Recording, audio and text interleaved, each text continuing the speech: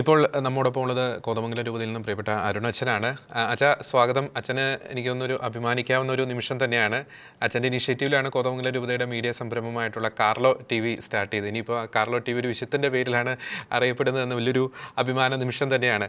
എന്തുകൊണ്ടായിരുന്നു ആ തുടക്ക കാലഘട്ടത്തിൽ ഈ കാർലോ എന്നൊരു പേര് കൊടുക്കാനുള്ളൊരു സാഹചര്യം എന്തായിരുന്നു? ജോർജ്, നമുക്ക് എല്ലാവർക്കും ഒന്ന് വലിയ സന്തോഷമുള്ള ദിവസമാണ്. കാർലോ കുറ്റീസ് നമുക്ക് വിശുദ്ധരുടെ പദവിയിലേക്ക് ഉയർത്തപ്പെട്ടിരിക്കുകയാണ്. അപ്പോ ചോദിച്ച ചോദ്യം, കാർലോ കുട്ടീസിനെ കുറിച്ചുള്ള ചിന്ത വരാൻ കാരണം കോതമംഗലൂരുടെ മീഡിയ മിനിസ്ട്രി ആരംഭിക്കുന്ന സമയത്ത് ഞങ്ങൾ അഭിനന്ദ പിതാവിന്റെ കൂട്ടത്തില് ജോർജ് മണത്തിക്കണ്ടത്തിൽ പിതാവിന്റെ ഒപ്പം ഇരുന്ന് സംസാരിക്കുകയാണ്. എങ്ങനെ നമുക്കിത് മുമ്പോട്ട് കൊണ്ടുപോകണം, എങ്ങനെയാണ് ഇതിന്റെ പ്രൊസീജിയറുകൾ. അപ്പോൾ ഏറ്റവും ആദ്യം ഒരു കാര്യം, നമുക്കൊരു പേര് വേണമല്ലോ, മിനിസ്ട്രിക്ക് നമുക്കൊരു പേര് വേണം. അപ്പോൾ ഇങ്ങനെ സംസാരിച്ചു വരുന്നു. അപ്പോൾ കാർലോ കുട്ടീസ് വാഴ്ത്തപ്പെട്ടവരുടെ ഗണത്തിലേക്ക് ഉയർത്തപ്പെടാൻ പോകുന്നു എന്നൊരു വാർത്തയ്ക്ക് ഇങ്ങനെ അന്തരീക്ഷത്തിൽ നിൽക്കുന്ന ഒരു സമയമാണ്. അപ്പൊ ആ സമയത്ത് പിതാവ് പറഞ്ഞു, നമുക്കെന്നാൽ ഈ പറയുന്ന ഒരു സൈബർ ലോകത്തെ വിശുദ്ധനാണ്, ന്യൂജൻ വിശുദ്ധനാണ്, ഈ സാങ്കേതിക സാധ്യതകളും മാധ്യമങ്ങളും ഒക്കെ വളരെ പോസിറ്റീവായിട്ട് സുവിശേഷ പ്രഘോഷണത്തിന് വേണ്ടി ഉപയോഗിച്ച ആളാണ്. അങ്ങനെയെങ്കിൽ നമുക്ക് ഈ കാർലോ അക്യൂട്ടീസിന്റെ പേരിടാം, അതൊന്ന് ചുരുക്കിയിട്ട് കാർലോ ടി വി എന്നിടാം എന്ന് അഭിനന്ദ പിതാവ് തന്നെയാണ് പേര് സജസ്റ്റ് ചെയ്തത്. അത് വലിയൊരു ദൈവാനുഗ്രഹമായിട്ട് ഇന്ന് കാണുകയാണ്. പിന്നീട് വാഴ്ത്തപ്പെട്ടവരാകുന്നു, ഇപ്പോൾ ഇന്ന് വിശുദ്ധരുടെ പദവിയിലേക്ക് ഉയരുന്നു.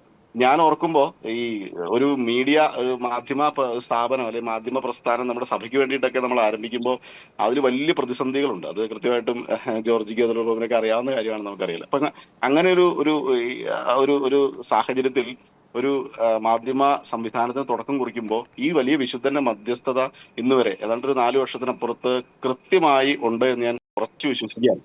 കാരണം എന്താണെന്ന് ചോദിച്ചു കഴിഞ്ഞാല്, ഈ ഒരു വിശുദ്ധരിലൂടെ ലഭിച്ച അനുഗ്രഹങ്ങൾ ധാരാളമാണ്. കാരണം കുട്ടികളിലേക്കും യുവജനങ്ങളിലേക്കും പെട്ടെന്ന് നമുക്ക് എത്താൻ പറ്റുന്നു. അവര് നമ്മൾ പ്രതീക്ഷിക്കാത്ത തരത്തിലേക്ക് പ്രോഗ്രാമുകൾ റിസീവ് ചെയ്യുന്നു. ഇതൊക്കെ ഈ വിശുദ്ധന്റെ മധ്യസ്ഥയിലൂടെ ലഭിച്ചതാണെന്ന് ഞാൻ ഓർക്കുകയാണ്. പിന്നെ ഇതിന്റെ നമ്മൾ ഈ കാർലോ ടി വിയുടെ പ്രധാനപ്പെട്ട പരിപാടികൾ എന്ന് പറഞ്ഞു കഴിഞ്ഞാൽ, നമ്മളിങ്ങനെ പ്രോഗ്രാമുകളൊക്കെ കവർ ചെയ്യുന്നു, പ്രോഗ്രാമുകൾ കൊടുക്കുന്നു.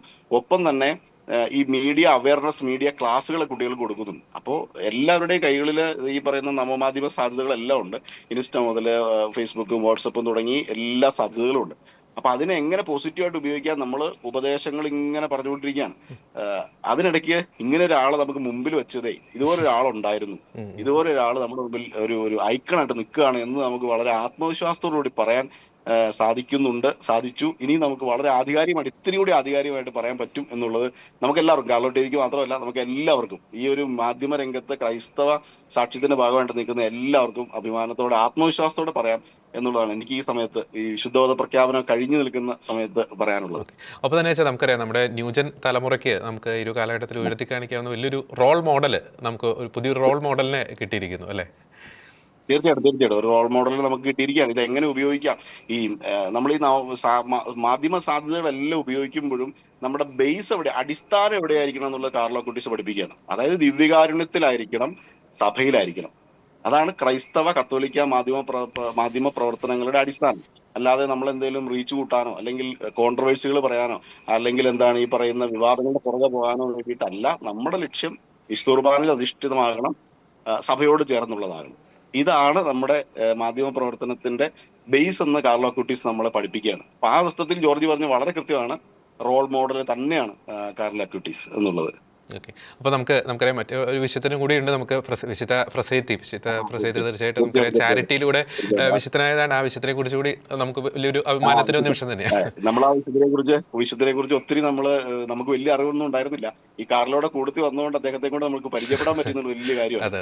എനിക്ക് ഈ വിശുദ്ധന്റെ കാര്യം ഓർക്കുമ്പോൾ, ഈ രണ്ടുപേരുടെ കാര്യം ഓർക്കുമ്പോൾ എനിക്ക് മനസ്സിൽ ചെറിയൊരു അസൂയ ഇങ്ങനെ വരികയാണ്. കാരണം നമ്മുടെ സമയം കഴിഞ്ഞു പോയോ എന്നൊരു ചിന്ത വരികയാണ്.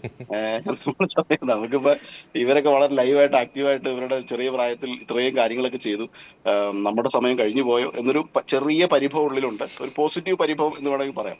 ഒപ്പം തന്നെ മറുവശത്ത് ഭയങ്കര സന്തോഷം ഒക്കെ ഉള്ളത്, നമുക്കൊരു സാധ്യത മുമ്പിൽ നിൽക്കുകയാണെന്നുള്ളതാണ്. ഈ ലോകത്തും ഈ ഇടയ്ക്കും ഇവിടെ നമുക്ക് വിശുദ്ധിയുടെ നർമ്മണം കൊടുക്കാൻ പറ്റുമെന്നുള്ളതാണ്. ഇന്ന് നമ്മുടെ ഒരു യൂത്ത് ആയിട്ടുള്ള പയ്യന്റെ സ്റ്റേറ്റസ് കണ്ടത് ശ്രദ്ധിക്കുകയാണ്.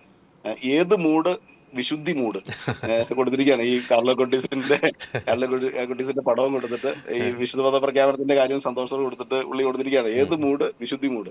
അപ്പം പിള്ളേര് പെട്ടെന്ന് കണക്റ്റഡ് ആവുകയാണ് ഈ കാര്യമായിട്ട്. അത് വലിയൊരു മെസ്സേജാണ് നമുക്ക് കൊടുക്കാൻ പറ്റുന്നുള്ളത്. നമ്മുടെ ഈ കാർലോ കുട്ടീസിന്റെ കൂട്ടത്തിൽ വിശുദ്ധയാവുന്ന ഈ ഒരു യുവാവ് 24 വയസ്സുള്ളൂ. 24 വയസ്സിനുള്ളിൽ അദ്ദേഹം ചെയ്ത വിൻസെന്റ് ഡി പോൾ സൊസൈറ്റിയിലൂടെ ഒക്കെ ഭാഗമായി നിന്നുകൊണ്ട് ചെയ്ത കാര്യങ്ങൾ നമ്മളെ അത്ഭുതപ്പെടുത്തുകയാണ്. അപ്പൊ പ്രായവും സമയവും ഒക്കെ നമ്മൾ നന്നായിട്ട് പ്രയോജനപ്പെടുത്തിയാൽ ഈശോയ്ക്കും സുവിശേഷത്തിനും വേണ്ടി ധാരാളം കാര്യങ്ങൾ നമുക്ക് ചെയ്യാൻ പറ്റും എന്നുള്ളതാണ് ഈ വിശുദ്ധര് രണ്ടുപേരും. പ്രത്യേകിച്ച് ഈ ഒരു സോഷ്യൽ ഡയമെൻഷനിൽ പ്രവർത്തിച്ച നമ്മുടെ വിശുദ്ധൻ നമ്മളെ പഠിപ്പിക്കുന്നത് എന്ന് എനിക്ക് തോന്നുന്നു. ഓക്കെ, തീർച്ചയായും വളരെ നന്ദി അച്ഛാ, മനോഹരമായിട്ടുള്ള ചിന്തകൾ പങ്കുവച്ചതിന്. അങ്ങ് കാർലോ ടി വിയിലൂടെയും ഒപ്പം തന്നെ മീഡിയ രംഗത്ത് ചെയ്യുന്ന ശുശ്രൂഷകളെ ഈ വിശുദ്ധരുടെ മാധ്യസ്ഥം കൂടുതൽ ഉയരങ്ങളിലേക്ക് എത്തിക്കട്ടെ എന്ന് പ്രത്യേകം പ്രാർത്ഥിക്കുന്നു. എല്ലാ ആശംസകളും അച്ഛാ. Thank you.